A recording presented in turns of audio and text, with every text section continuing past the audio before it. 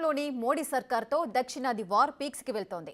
రాజకీయ ప్రాతినిధ్యంలో సౌత్ స్టేట్లకు అన్యాయం చేయడం ఏమాత్రం ఒప్పుకోమంటూ 4 రాష్ట్రాలు ఏకమయ్యాయి. ఎన్డీఏ కూటమిలో భాగమైన ఏపీ దూరంగా ఉన్నప్పటికీ మిగిలిన రాష్ట్రాలు సమరశంఖం పూరించారు.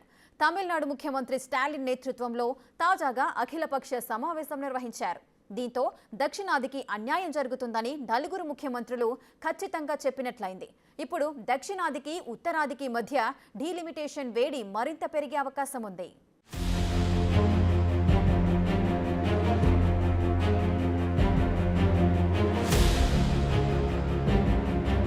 దేశవ్యాప్తంగా రాజకీయ పరిస్థితుల్లో మార్పులు వస్తున్నాయి. అంతర్జాతీయంగా భారత పరపతి పెరుగుతున్నప్పటికీ స్వదేశంలోని వివక్ష రాజ్యమేలుతుందనే అభిప్రాయాలున్నాయి. సొమ్ముకడిది సోకుకడిది అన్నట్లు దక్షిణాది రాష్ట్రాల నుండి అధికంగా లాభాలు పొందుతున్న కేంద్ర ప్రభుత్వం కేటాయింపుల్లో మాత్రం ఈ రాష్ట్రాలకు మొండి చేయి చూపిస్తుందని ఎంతో కాలంగా సౌత్ స్టేట్లు ఆరోపిస్తున్నాయి. అంతేకాదు దేశం అభివృద్ధి చెందాలనే ఉద్దేశంతో ఎంతో త్యాగం చేసిన దక్షిణ భారతదేశంలో ఇప్పుడు జనాభా క్షీణించడంతో రాజకీయ ప్రాతినిధ్యంలోనూ దక్షిణాదికి నష్టం వచ్చేలా ఉంది. ఈ నేపథ్యంలో వన్ నేషన్ వన్ రూలింగ్ అనే ధోరణిలో బీజేపీ వ్యవహరించడం భవిష్యత్తులో మరిన్ని సమస్యలకు కారణం కానుందనే భావన సదరన్ స్టేట్స్ ను ఆందోళనకు గురిచేస్తోంది. ఈ పరిస్థితిపై ఇటీవలి కాలంలో తమిళనాడు ముఖ్యమంత్రి ఎంకే స్టాలిన్ కి కేంద్రంలోని బీజేపీ పెద్దలకు మధ్య డైలాగ్ వార్ గట్టిగానే నడిచింది. ఈ క్రమంలోనే తాజాగా సీఎం స్టాలిన్ మార్చి 22న చెన్నైలో డీలిమిటేషన్ పై జాయింట్ యాక్షన్ కమిటీ మొదటి సమావేశాన్ని నిర్వహించారు.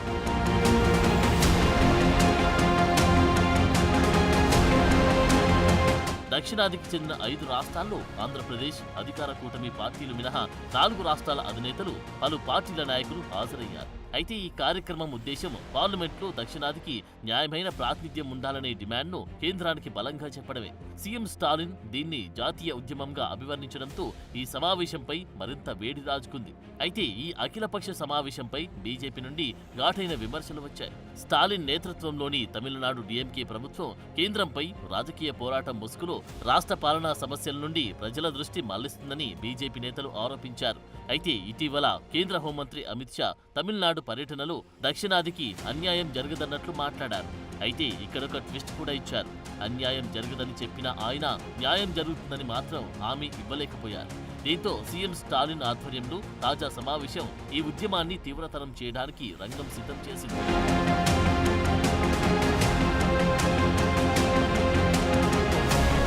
అయితే ఈ వివాదానికి ముఖ్య కారణం 2026లో నిర్వహించబోయే జాతీయ జనాభా లెక్కల తర్వాత జరగనున్న పార్లమెంటరీ సీట్ల డీలిమిటేషన్ ప్రక్రియ. ప్రస్తుత అంచనాల ప్రకారం తమిళనాడు, కేరళ, కర్ణాటక, ఆంధ్రప్రదేశ్, తెలంగాణతో సహా దక్షిణాది రాష్ట్రాలు జనాభా నియంత్రణను విజయవంతంగా సాధించాయి. దీంతో దక్షిణాదిలో జనాభా తగ్గి జన నియంత్రణను పాటించని ఉత్తరాదిలో జనాభా పెరిగింది. దీంతో జనాభా లెక్కల తర్వాత జరగబోయే డీలిమిటేషన్తో పార్లమెంట్లో దక్షిణాది రాష్ట్రాలు సీట్లు కోల్పోయే అవకాశం ఉంది. అదే సమయంలో అధిక జనాభా పెరుగుదల ఉన్న ఉత్తరాది రాష్ట్రాలు మరిన్ని సీట్లు పొందుతాయి. ఇక దీనివల్ల ఆర్థికంగా రాజకీయ ప్రాతినిధ్యంలోనూ దక్షిణాది కంటే ఉత్తరాదికి లాభం చేకూరుతుంది.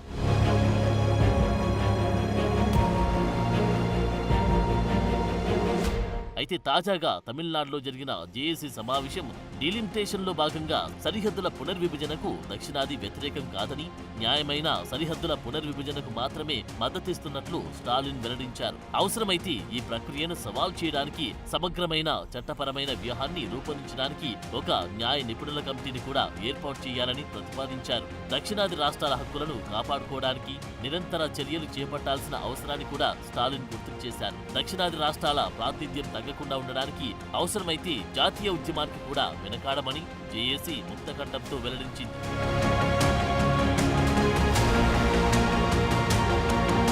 ఇక సరిహద్దుల పునర్విభజనపై దక్షిణాది జేఏసీ కమిటీ 7 అంశాల తీర్మానాన్ని విడుదల చేసింది. దేశంలో ప్రజాస్వామ్యాన్ని మెరుగుపరచడానికి కేంద్ర ప్రభుత్వం నిర్వహించే ఎలాంటి సరిహద్దుల పునర్విభజన అయినా అది పారదర్శకంగా నిర్వహించాలన్నది ప్రధాన డిమాండ్గా ఉంది. ఇక అన్ని రాష్ట్రాల రాజకీయ పార్టీలు, రాష్ట్ర ప్రభుత్వాలు, ఇతర వాటాదారులు కూడా అందరూ చర్చించడానికి, సహకరించడానికి వీలు కల్పిస్తుందని తీర్మానంలో వెల్లడించింది. అలాగే జనాభా నియంత్రణ కార్యక్రమాన్ని సమర్థవంతంగా అమలు చేసినప్పటికీ దాని ఫలితంగా జనాభా వాటా తగ్గిన రాష్ట్రాలకు సీట్లు ఏమాత్రం తగ్గకూడదని సూచించారు. ఈ దిశగా అవసరమైతే కేంద్ర ప్రభుత్వం రాజ్యాంగ సవరణ చేయాలని కోరారు.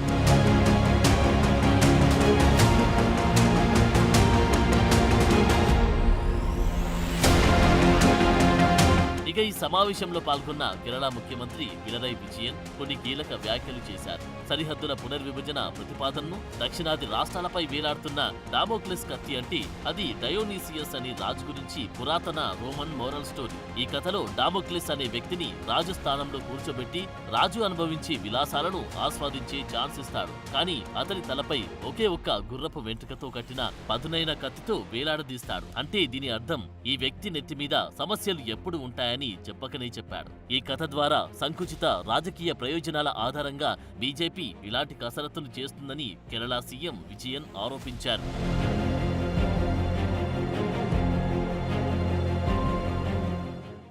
దక్షిణాది ఐక్యత వ్యాఖ్యలు ప్రస్తుతం దేశవ్యాప్తంగా చర్చనీయాంశంగా మారాయి. రాష్ట్రాల అభివృద్ధి, కేంద్ర రాష్ట్రాల సంబంధాలు, రాజకీయ ఆర్థిక పరిస్థితుల నేపథ్యంలో ఈ అంశంపై ఆసక్తి నెలకొంది. కేంద్రంలో అధికారంలో ఉన్న బీజేపీ దక్షిణాదిని దోచుకుని తాము పాలిస్తున్న ఉత్తరాదికి రాష్ట్రాలకు దోచిపెడుతుందని విమర్శలొస్తున్నాయి.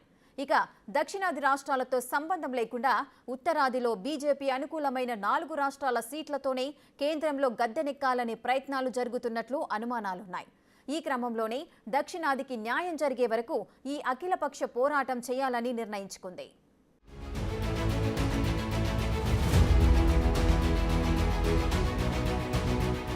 తమిళనాడులో నిర్వహించిన అఖిలపక్షం సమావేశంలో కర్ణాటక ఉప ముఖ్యమంత్రి డీకే శివకుమార్, తెలంగాణ ముఖ్యమంత్రి రేవంత్ రెడ్డి, తెలంగాణ మాజీ మంత్రి కేటీఆర్, పంజాబ్ ముఖ్యమంత్రి భగవంత్ మాన్, ఒడిశా కాంగ్రెస్ అధ్యక్షుడు భక్త చరణ్ దాస్, బిజు జనతాదళ్ నాయకుడు సంజయ్ కుమార్ దాస్ బర్మా వంటి పలు రాష్ట్రాల నాయకులు పాల్గొన్నారు. అయితే దక్షిణాది డిమాండ్లకు, సరిహద్దులను నిర్ణయించే దక్షిణాది సూచనలకు మద్దతు ఇచ్చిన మమతా బెనర్జీ నేతృత్వంలోని పశ్చిమ బెంగాల్ అధికార తృణమూల్ కాంగ్రెస్ సమావేశానికి హాజరు కాలేదు. కాగా బిజు జనతాదళ్ అధినేత ఒడిశా మాజీ ముఖ్యమంత్రి నవీన్ పట్నాయక్ ఈ సమావేశానికి వర్చువల్ గా హాజరయ్యారు. జనాభా గణాంకాల ఆధారంగా మాత్రమే సరిహద్దుల పునర్విభజన చేయటం వల్ల జాతీయ ప్రయోజనాల కోసం జనాభా పెరుగుదల రేటును తగ్గించిన రాష్ట్రాలకు అన్యాయం జరుగుతుందని నవీన్ పట్నాయక్ ఓ వీడియో సందేశంలో అన్నారు.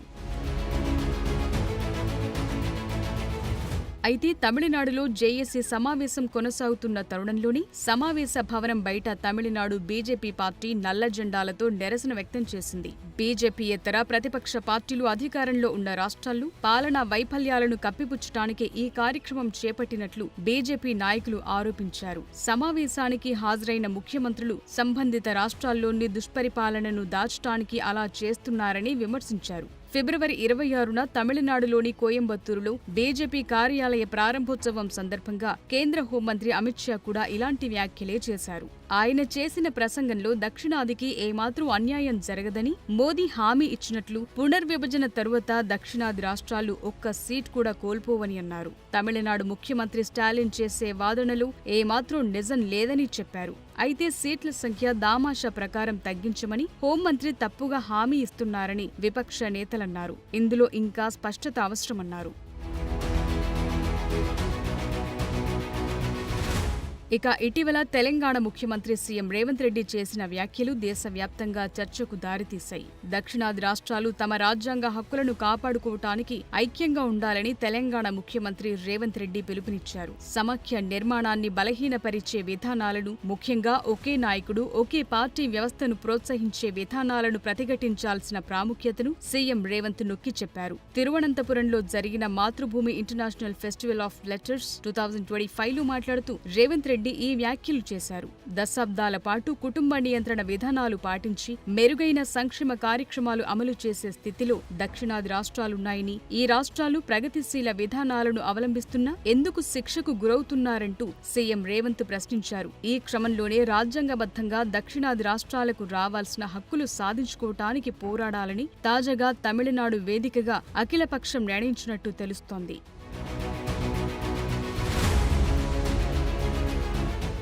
నిజానికి జనాభా ప్రకారం పార్లమెంటు నియోజకవర్గాల పునర్విభజన జరిగితే దక్షిణాది రాష్ట్రాల్లో లోక్సభ స్థానాలు తగ్గుతాయి. దీనివల్ల బీహార్, మధ్యప్రదేశ్, రాజస్థాన్, ఉత్తరప్రదేశ్ వంటి రాష్ట్రాల్లో గెలిచే సీట్లతోనే కేంద్రంలో ప్రభుత్వాన్ని ఏర్పాటు చేసుకోవచ్చు. కేంద్రంలో ప్రభుత్వం ఏర్పాటు చేయడానికి దక్షిణాది రాష్ట్రాలపై ఆధారపడాల్సిన అవసరమే పార్టీలకుండదు. అందుకే జనాభా లెక్కల ప్రకారం కాకుండా ప్రతి రాష్ట్రానికి 50% సీట్లు పెంచాలని దక్షిణాది డిమాండ్ చేస్తోంది. లేకపోతే లోక్సభ నియోజకవర్గ వర్గాలు తక్కువగా ఉండటం వల్ల జాతీయ నిర్ణయాధికారంలో దక్షిణాది రాష్ట్రాల ప్రభావం తగ్గిపోతుందని అంటున్నారు. అందుకే దక్షిణాది రాష్ట్రాల సీఎంలైన AP CM Chandrababu, Tamil Nadu CM Stalin ఇటీవల పిల్లల్ని ఎక్కువ మందిని కనాలని రాష్ట్ర ప్రజలకు విజ్ఞప్తి చేశారు. ఈ ఇద్దరు సీఎంలు చేసిన విజ్ఞప్తులకు కర్ణాటక, తెలంగాణ, కేరళ నుండి కూడా మద్దతు లభించింది.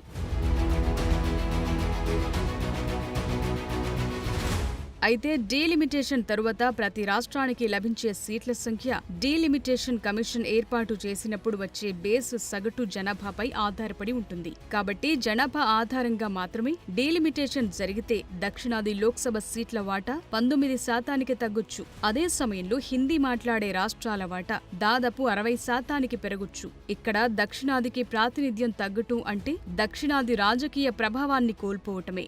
బీజేపీ ఆధిపత్యమున్న హిందీ మాట్లాడే రాష్ట్రాలు లాభపడటం ఇది ఖచ్చితంగా జాతీయ విధాన రూపకల్పనపై ప్రభావం చూపుతుందనటంలో సందేహం లేదు. అలాగే ఇది ఆర్థిక వాటా, రాబడికి సంబంధించిన ఇతర వివాదాలకు కూడా కారణమవుతుంది.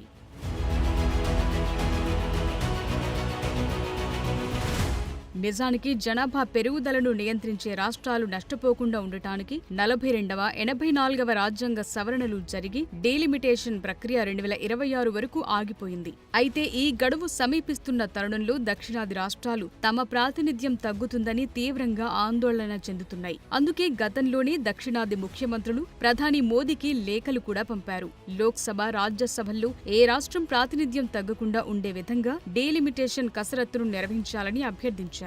అయితే కేంద్రంలోని బీజేపీ ప్రభుత్వం 1 లీడర్ 1 పార్టీ ప్లాన్ చేస్తుందనే విమర్శల మధ్య దక్షిణాది రాష్ట్రాలన్నీ ఒకే తాటిపైకి రావాలని నిశ్చయించుకున్నాయి. దక్షిణాదికి న్యాయం జరిగేంత వరకు ఈ ఉద్యమాన్ని కొనసాగించాలని నిర్ణయించుకున్నాయి.